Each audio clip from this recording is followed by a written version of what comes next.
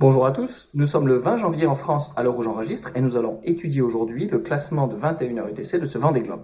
Avec au menu du jour d'abord une mise à jour sur la tête, notamment on va voir que Louis Bourton a fait un excellent 24 heures et qu'il a pris un petit peu d'avance sur Charles Vidalin dans les projections qu'on va voir, qu'on fait dans la météo dans les 5 jours qui viennent. Et une situation relativement stable dans les modèles météo pour le passage de cet anticyclone qui est très décisif pour les différentes options. On voit que Luberton est passé très à l'ouest à une option très débridée. C'est celui qui va vraiment prendre l'option la plus longue en termes de route. Et il est critique pour quelqu'un qui prend une option extrême pour que ce passage ici, qui est un peu plus délicat, soit stable ou que les prédictions soient correctes, parce qu'après, il y a peu de chances pour lui de modifier sa trajectoire. Alors que Charles Vidalin, lui, a un peu plus de choix parce qu'il peut adonner un peu, prendre du vent et descendre un peu plus et ajuster sa trajectoire un peu plus. On va voir qu'est-ce qui se passe à ce niveau-là et puis quelques mises à jour pour les bateaux derrière. On va savoir comment est-ce qu'ils ont marché pendant les dernières 24 heures et est-ce qu'il y a des changements. Il y a un petit peu de changement dans le couloir qui va se passer pour la suite. Puis j'ai bientôt réussi à faire un routage jusqu'au Sable d'Olonne. Pas encore, mais bientôt. L'arrivée s'approche. La bataille qui me semble la plus importante en ce moment, ou la plus ouverte, c'est la 10e place. Maxime Sorel a fait un excellent passage du poteau noir. Il n'est pas tout à fait fini. Il est encore à 11 nœuds de vitesse, donc il a encore un petit peu à remonter au nord. Mais demain matin, lorsque vous pourrez regarder le classement en France, je pense qu'il aura fini. Il a fait sur 24 heures 10 nœuds de moyenne. Il est passé comme une fleur. Je pense qu'il ne s'est jamais arrêté, contrairement à tous les bateaux qui étaient devant lui où ils sont toujours retrouvés scotchés. Il n'est pas tout à fait sorti de l'auberge. Hein. Il peut encore se faire arrêter. La météo, la cartographie du Vendée Globe est un petit peu trompeuse et c'est encore une zone très difficile là où il est. Ceci dit, il marche bien et ça met une grosse pression pour Armel Tripon parce que lui n'est pas encore tout à fait rentré dans le poteau noir. Il va bientôt y rentrer et le fait que Maxime Sorel est passé très très bien et le fait que la distance à l'arrivée est assez faible maintenant, Armel Tripon, je pense, n'a pas vraiment l'opportunité ou la possibilité, s'il veut rattraper Maxime Sorel, de s'arrêter. S'il se fait arrêter scotché pendant un peu, je dirais peut-être 6 ou 12 heures, il y a peu de chances qu'il puisse rattraper Maxime Sorel et que la 10e place reviendra donc à VNB Mayenne. Donc c'est maintenant, et c'est au final le passage du poteau noir qui va un peu déterminer la distance qui restera à l'Occitane à rattraper. Et il y a des limites à ce qu'il peut rattraper. Il va faire 5 nœuds de plus peut-être de moyenne dans les alizés, ce qui est beaucoup. Hein, ça représentera peut-être 4 nœuds en moyenne peut-être, donc ça représentera peut-être 20%, 25% au mieux. Et donc il y a une limite à ce qu'on peut rattraper. Ça va être, on va regarder un petit peu aujourd'hui. Est-ce que le poteau noir d'Armel Tripon s'annonce difficile ou facile? Et à partir de là, on ne pourra pas tellement aller plus loin vu que c'est une zone assez difficile, assez délicate et que les modèles météo sont pas très précis. Ou en tout cas, il y a des phénomènes de localité énormes. J'ai eu un commentaire sur ma vidéo hier ou avant-hier qui me demandait où est Clarisse Kramer. Elle est là au milieu. Depuis que Armel Tripon l'a devancée grâce à son bateau et plus récent, elle est un peu isolée, elle est à 500 000 environ de Armel Tripon et 500 000 devant Romain Attanasio. J'ai vu un message officiel de l'équipe, mais il est clair qu'il disait la même chose que ce que je pense. Il n'y a pas de moyen pour Clarisse Kramer de vraiment changer sa position, à moins qu'il y ait une casse, bien sûr, de quelqu'un d'autre. Sa position 12e, son but c'est de finir comme ça. Ce sera un peu pareil pour Romain Attanasio. Je pense que Charal n'aura pas vraiment la possibilité de rattraper Romain Attanasio, sauf si vraiment son passage du poteau noir est très difficile et que Charal passe comme une fleur. Mais a priori, la remontée de l'Atlantique Sud n'est pas encore finie, loin d'être finie pour Jérémy Bayou. Il est scotché complètement en ce moment. Donc ça me semble un peu délicat et peut-être que la position de Charal sera 14. Ce qui est quand même une extraordinaire remontée. Bon travail de sa part et une grosse motivation nécessaire pour lui. Et on fera un petit dernier point sur la bataille ici au milieu de terrain. En résumé, Stéphane Le Diraison va se retrouver scotché pas mal pendant la prochaine journée et demie. Mais ensuite, du vent va venir par derrière qui va permettre à lui de réduire l'écart avec Pipha. Et on va voir à quel point les positions sont ouvertes dans cette bataille de la remontée de l'Atlantique Sud en milieu de classement. En tête, en termes de navigation, il y a Bureau Vallée 2 qui a mieux marché que le routage que j'ai fait hier. Tandis que Apivia a mieux marché, mais de beaucoup moins quand même, 2 heures versus 4 heures pour Bureau Vallée 2 en avance. Donc c'est ça qui détermine en fait la suite et qui va permettre, qui va faire un petit changement dans notre routage aujourd'hui.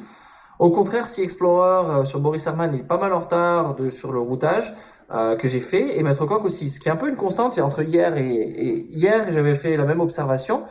Soit, d'habitude c'est pas le cas. D'habitude mes polaires sont assez similaires quand même d'un bateau à l'autre. C'est des bateaux récents ou en tout cas suffisamment proches en termes de vitesse pour que mes routages soient pas trop différents comme ça. Si c'est consistant 2 jours d'affilée, c'est à se demander si les deux bateaux n'ont pas un petit souci qui les ralentit. Pour le moment, je n'ai pas mis à jour les polaires et donc je vais continuer à faire le routage comme ceux de tête. Mais ça va tenir en compte de ce que je dis et dans les conclusions qu'on. Donc sur le routage des deux leaders, on voit l'écart entre les deux en latéral qui a beaucoup grandi, hein, mais les deux routes sont quand même pas mal concordantes avec ce qu'on avait fait hier, avec ces deux routes un peu en boomerang et ce losange qui apparaît ici.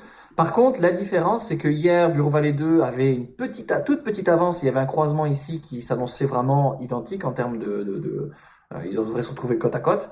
La très bonne route de Bureau Vallée 2 sur sa dernière 24 heures montre que maintenant, il a creusé un petit peu l'écart sur Apivia. Alors bien sûr, aujourd'hui au classement, on voit que, oh pardon, c'est un peu plus haut. On voit que Bureau Vallée 2 est troisième, mais c'est juste un effet de pointage par rapport à la destination.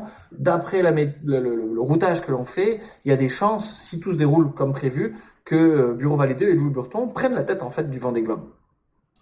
Si on regarde, et une des choses qui détermine cet aspect-là, c'est non seulement la bonne route dans les jours qui viennent, mais surtout ce passage pas évident ici. Les modèles s'accordent à dire que Bureau Vallée 2 a encore une très belle option avec ce bras de dépression qui est toujours présent. C'est un peu le point, la chance un petit peu pour les deux skippers. L'option de Louis Burton tient à cette dépression qui soit présente ici. Ces bons vents ici de 15-20 nœuds. S'ils ne sont pas présents, son option ne sera pas payante et il se retrouvera derrière. Donc ça se joue à cet endroit-là, quand même dans quelques jours. Hein. Si on regarde, c'est le 22 janvier, donc 2 jours et demi, 3 jours, 2 jours et demi pour vous. Et donc ce sera à surveiller. Comme on peut voir ici, mon routage est presque à l'arrivée des Sables d'Olonne. Demain, a priori, je pourrais faire un routage jusqu'aux Sables d'Olonne. Et bon, c'est un peu excitant quand même. C'est l'arrivée bientôt. Petite note sur le tunnel dont on avait parlé hier. Donc le tunnel, c'est vraiment la zone que les bateaux peuvent prendre, qui est un peu équivalente en termes de progression. Des fois, on le voit notamment à travers l'isochrone noir que vous voyez ici. S'il est très plat, en fonction de la distance de la direction dans laquelle on veut aller, alors ça veut dire qu'il y a le tunnel est très large, on peut placer le bateau à plein d'endroits différents. Et puis s'il est très pointu, alors au contraire, tous les bateaux vont se retrouver alignés l'un derrière l'autre. Le tunnel hier était un peu plus large que ça et les routes calculées optimales sont beaucoup plus serrées entre les différents bateaux. Ça tient plutôt à ce passage ici délicat. Les modèles montrent un peu plus de vent à cet endroit-là et un peu moins ailleurs. Bon, c'est encore un bon pari à cet endroit-là et donc encore une fois, ce sera à surveiller. Je n'ai pas d'autre-chose qu'à dire, je pense. Je voudrais regarder le passage du poteau noir d'après les modèles météo de l'Occitane, qui a passé l'équateur aujourd'hui, enfin à l'heure où j'enregistre. C'est pas tout à fait le cas, presque, mais pas tout à fait au moment du classement 21h UTC, mais il est passé juste après. Et le modèle estime à être positionné ici. Donc ça, c'est la zone du poteau noir. En fait, on voit, c'est une zone avec des vents plus faibles par endroit et un plus fort. Les alizés, ce sont les vents un peu de direction très continue ici. On voit que les alizés, on estime toujours que c'est très très continu comme vent. C'est pas vraiment le cas. On voit qu'il y a des zones plus calmes et des zones plus fortes. Puis ça varie en fonction des jours, du cycle jour-nuit. Et donc via biais moyenne, on voit il est presque sorti, mais pas tout à fait dans ce modèle météo là.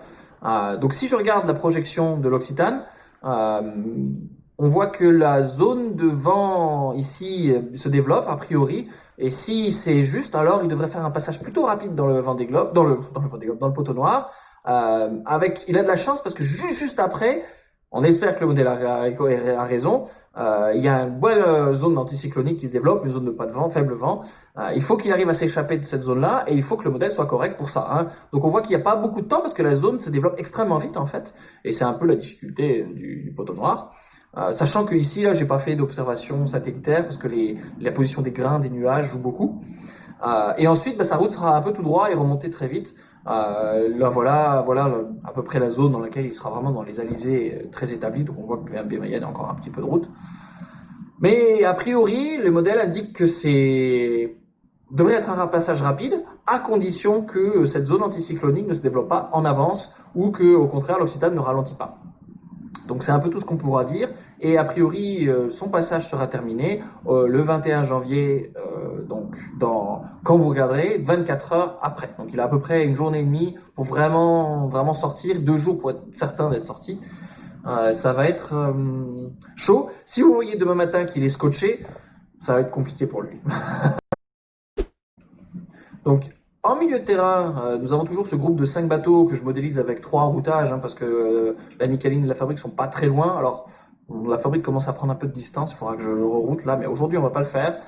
L'observation qui comptait, c'était, on avait dit que Time for Ocean se retrouvait un peu piégé par cet anticyclone. On voit qu'en ce moment il est pile dedans, et donc navigue à très faible vitesse. D'ailleurs, j'ai pas regardé sur le classement à quelle vitesse il avance. Oups. Il avance quand même pas si mal à 8 nœuds, c'est pas si mal pour 8 nœuds de vent, enfin annoncé. Localement, il a fait une assez bonne route. Et on voit que Didac Costa fait un grand détour. Parfois, le faible décalage par rapport à Stéphane Le Diraison, qui était pas très loin finalement, a fait que finalement il est obligé de prendre une route très différente, ce qui le ralentit beaucoup. Donc, sur prochains jours, on voit que son déplacement va être très lent et que Medaglia va pouvoir faire une route assez rapide vers le nord, a priori. Donc, je n'ai pas regardé, mais je pense que oui, c'est ça. Medaglia fait route pas mal direct vers le nord et pas vraiment sur cette route-là un petit peu extrême et un petit peu pas très. Les modèles sont pas très précis, donc prendre une option un peu extrême comme ça ne vaut pas vraiment la peine pour les marins. Il vaut mieux faire route directe. Par contre, ensuite, on voit que le Medaglia va buter un petit peu sur cette zone anticyclonique. Alors, c'est à voir si elle est vraiment aussi développée ou si localement elle va trouver du vent, somehow, miraculeusement. Mais donc, ce sera au tour de Time for Oceans de rattraper. Et on voit que la Micaline se retrouvera en même temps que Medaglia, pas mal scotché aussi. Lui, par contre, de manière un peu plus durable. Mais ensuite, par contre, dans les jours qui viennent, il va trouver du bon vent. Et ça va être un peu plus délicat pour les autres qui sont derrière. Malgré tout, donc on voit que l'écart en termes de distance entre Medaglia et Stéphane Le Diraison vont bien réduire grâce à cette zone de vent ici, une sorte de dépression. Et c'est à suivre. J'ai projeté un petit peu plus loin, mais ça annonce des écarts plutôt similaires. Par contre, c'est sur ces zones-là où il y a des mix de bon vent et de zones de calme qui sont les plus propices à dépasser ou à s'éloigner de son adversaire. Donc c'est en cours et c'est une belle bataille et je continuerai à le suivre.